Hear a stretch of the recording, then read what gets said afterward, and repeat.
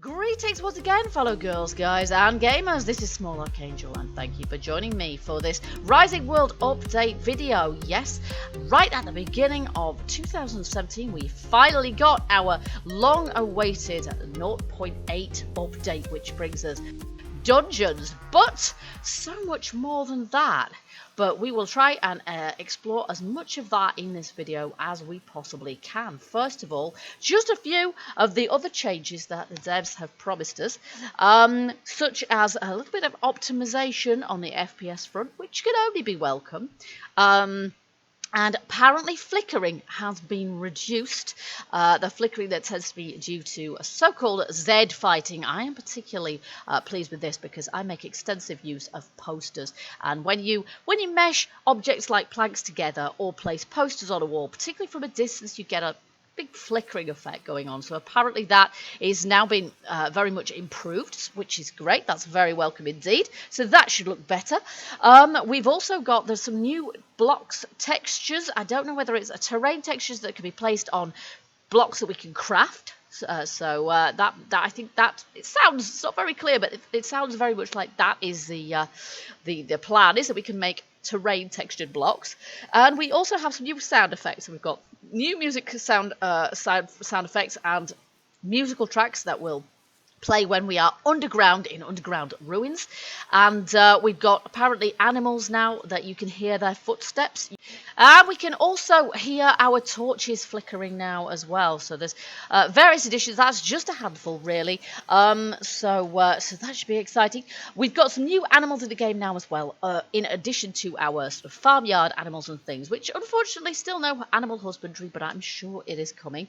We have got to add to that a polar bear. We already have normal bears. There's one right down there somewhere. I've seen him somewhere. Down there he is. But we have polar bears, presumably only available in the snowy regions. We have got deer, which are now huntable as well, and presumably eventually they will actually drop meat, so we'll get some venison from them. We also have boar, again, same thing, and I presume we're going to be able to find those in forested areas like this. In fact, there's an animal down here. I'm just going to go and have a little look. Whether they are aggro or not, that's a bear. We'll just back away. Whether they are going to aggro on us or not, I don't know. It would be realistic if they did. And also rats. I'm assuming that those ones are going to appear in dungeons and probably not on the outside. Let's face it, with the deep depth of the grass, we'd never see them anyway. So there you go.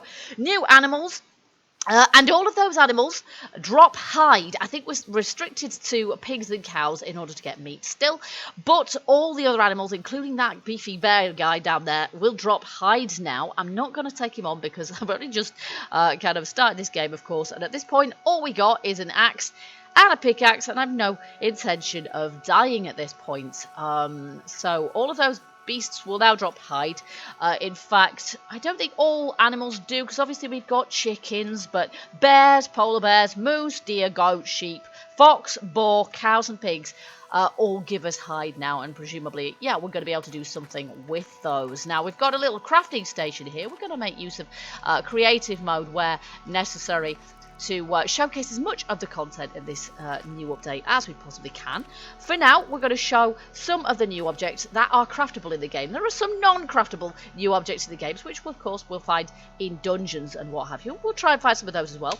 But even in our first crafting menu, where you make your shelter and your stone fireplace, we've got a couple of objects here. We've got a skewer, which works with the campfire, so we place that over the top of the campfire there, and that is just needs 12 sticks to make that, and then as you can see you'll stick some meat on top of that, and then we have a grill spit, which is used for large pieces of meat, so ribs would go on that. So I'm guessing the skewer is for small amounts of meat, so we kind of kebab style them maybe.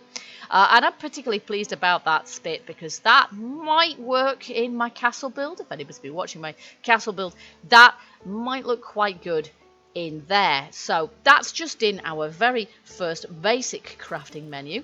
And then in here, we've got some new items, and you can see straight away, I have found the gramophone. This is kind of exciting. We can craft a gramophone. It's going to require 8 lumber, 8 iron plate, 2 gold plates. So you're going to need to find some gold in order to make this. I mean, really, we should have to find a bit of diamond to use as the needle, but but no, we're not getting that RP, and it's just as well because I don't think there's any diamond in the game. So that's cool, and we can actually use that as well, provided that we find discs. Provided we find records.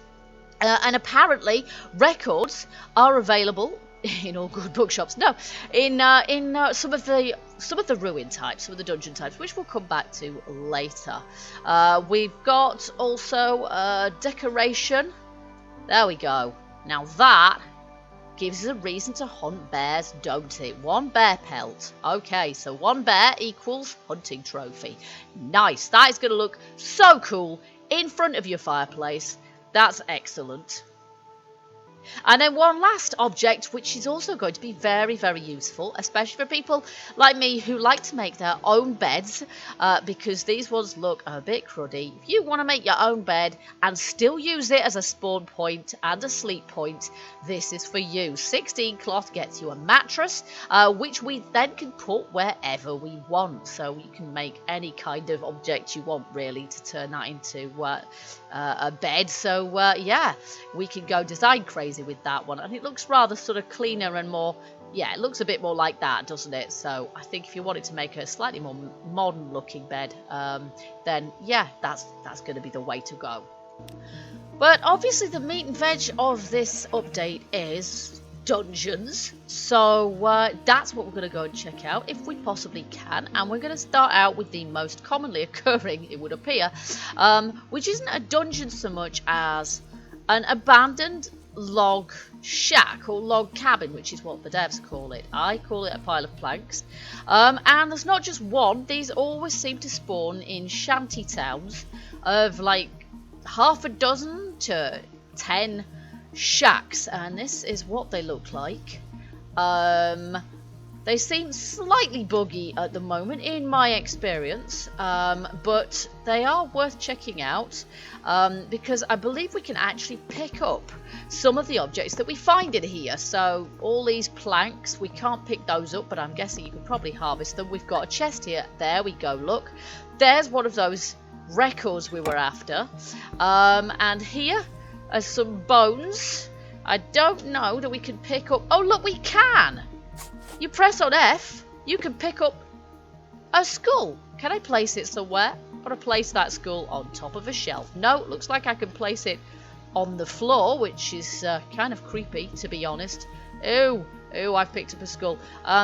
There's a chair, which we could probably pick up as well. So if we remember, we can press F. There we go. We can even pick up the old shelf.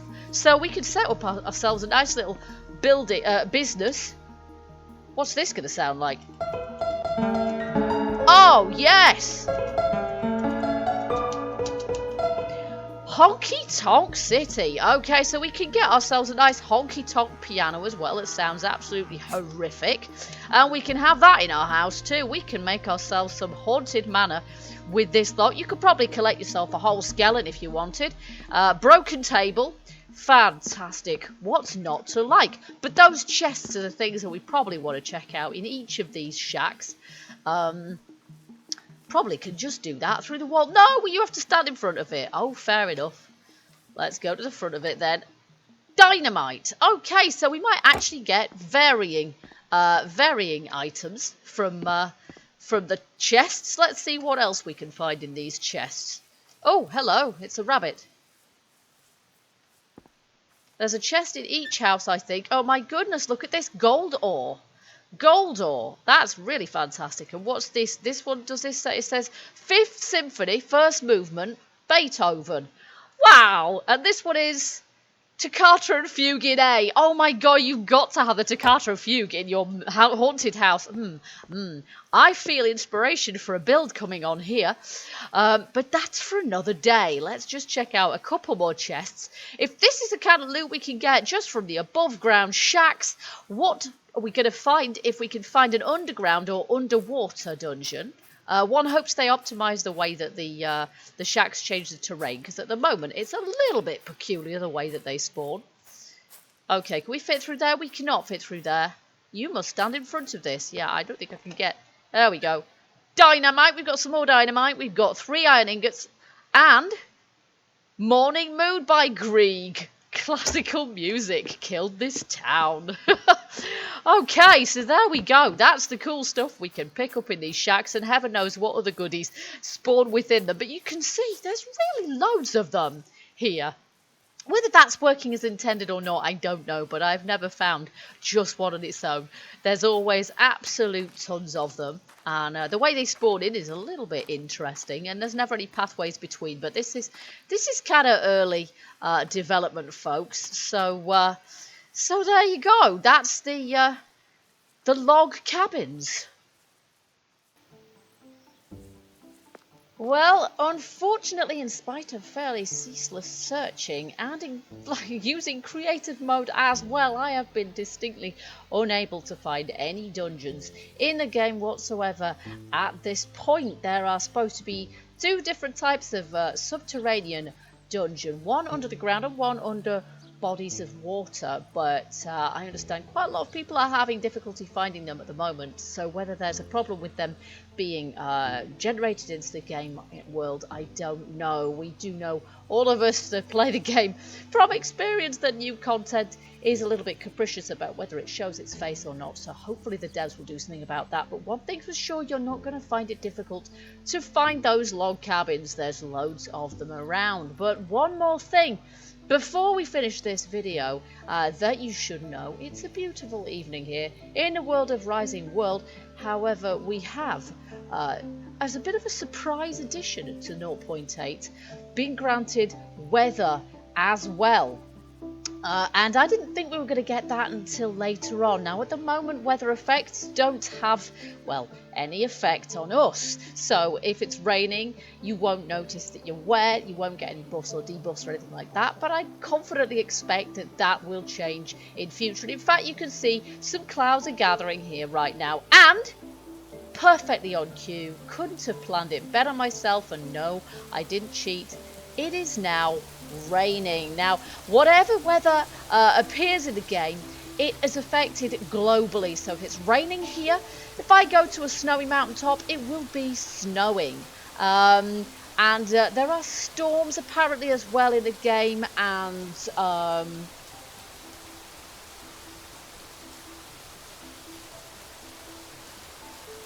of course fog.